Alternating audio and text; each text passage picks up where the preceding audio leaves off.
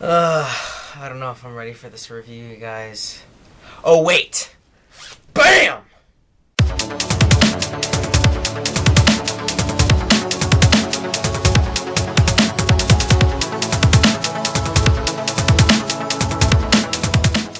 Hello, everybody. Welcome to Nintendo Opinions. I'm finally getting around to it. My review of Zelda Skyward Sword. I apologize for the bad video quality. I am trying to my first time trying to record gameplay. I'm really just taking a camera and filming my TV screen. So let's see how it goes. But Skyward Sword, you guys. I literally just finished it. Literally 10 seconds before I clicked the record button on this camera. It's so amazing.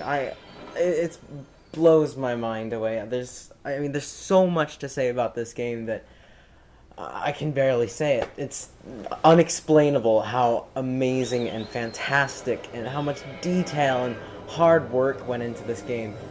Okay, I'll start out with the controls, just because the bird flight is a really good example of controls. So what I'm doing right now is I tilt my wrist and to go right, and then left, and then I flick the Wiimote up and down like this, kind of, and that makes the bird flap its wings, and then you can dive like that, and it's really cool how much control the Wii Motion Plus gives you. And of course I'll show you the sword play as soon as I get to this island, but look how beautiful this game is, you guys. Look at the sky, look at all the colors. That's what I love about this game, is how colorful it is. It's amazing. Oh my god, I'm sorry, I'm obsessed. This is officially my favorite single-player game of all time. And so I'm about to start hero mode. This isn't hero mode, but on my save file that I finished the game, I'm definitely going to do hero mode. See, I've been playing this game so much, I got the Hylian shield there. It's pretty awesome. Here, that's a better display of it. It's pretty awesome. It's completely indestructible, unlike any other sword. But, so this is the Master Sword, you guys. It has all, I can swing any direction I want. Completely, it hardly feels like I have a controller in my hand. It feels like it's a sword. And, you get all these incredible items, like the bow, and, the bow's kind of like first-person shooter mode, and, I'm sorry, I just love this game so much. I mean, just the design of it, the amount of thought and the level design that went into this game, it's beyond me, because, if you think, guys, there's only, I wish there's a way I might be able to show you this, but, yeah, okay, so look, you see, guys, there are several areas in, there's only 3 areas in the world of Zelda in this game, and that would be these 3 right here: Faron Woods, Lariu Desert, and Ellen Volcano. You might be saying to yourself, well, that's kind of lame, there's only 3 areas. But those 3 areas are massive. They have so much more to them than just the tiny little things. For example, the woods, it expands out into a lake area and an underwater area, and a volcano, it turns into so many things. And the desert is massive. Basically, you start out with a small area, and then it gets bigger and bigger and bigger and bigger and bigger and bigger and bigger and bigger. And it's so incredible how much, because it's the reason why I'm so amazed by the thought that went into this game is because there's only 3 areas, you're going to be revisiting some of the areas a lot. But since you're getting further and further into the game, and you're getting more and more items and things like that, you're going to be back doing the same thing, but you have more things. So they had to consider that when they're designing the levels. So these levels are designed to be great when you're a beginner, they're great when you're in the middle of the game, and they're even better at the end of the game, because there's so much stuff you can do. It's crazy. So just some of the things that's appearing on the screen right now is you see the new addition of the sprint bar, or sprint meter. I love that you can run in this game. It saves you so much time compared to Twilight Princess, where I'd just be calling that horse 24/7. And it's just Okay. So, the story of this game is pretty awesome. I mean, it's probably the best story out of a Zelda game, but it's really. I mean, personally, I didn't pay a whole lot of as much attention to the story as I'm sure a lot of people did. Like a lot of people saying that it made them cry. Me, it didn't. But I'm not saying it's a bad story. It's a great story. They definitely change it up from the normal Zelda formula. Because in this game, it's not, oh, Zelda's been kidnapped. Spoiler alert, she gets kidnapped. Yeah, big shocker there.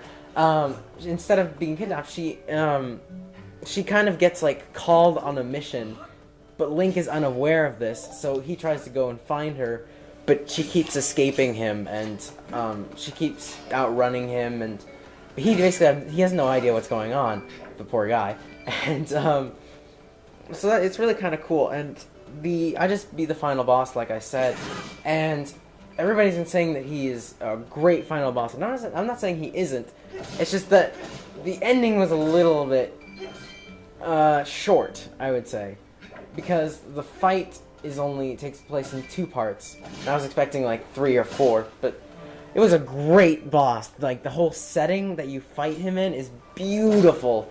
Probably one of the most gorgeous environments in a Nintendo game or any standard definition video game ever, and it's pretty fantastic. And then after because you're in this like beautiful sky environment, there's water, anyways, and then after he gets really mad, he summons a lightning storm. Now the lightning effects are so epic, and it's like major climax in the game. And one of my favorite aspects of the, I'm just jumping around with all you things, you guys. I'm not gonna have this in any particular order. One of the things that I find really amazing, and how they use the Wii Motion Plus, by the way, is just beyond me. For like the beetle kind of operates the same way that the bird does. That like I'm tilting the remote to make him go run around and stuff like that. But then I had so much fun with the harp.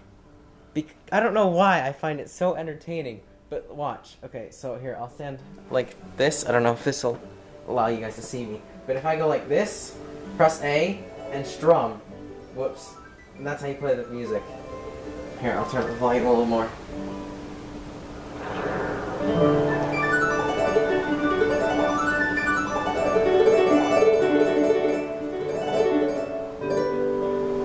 Wow. Sorry.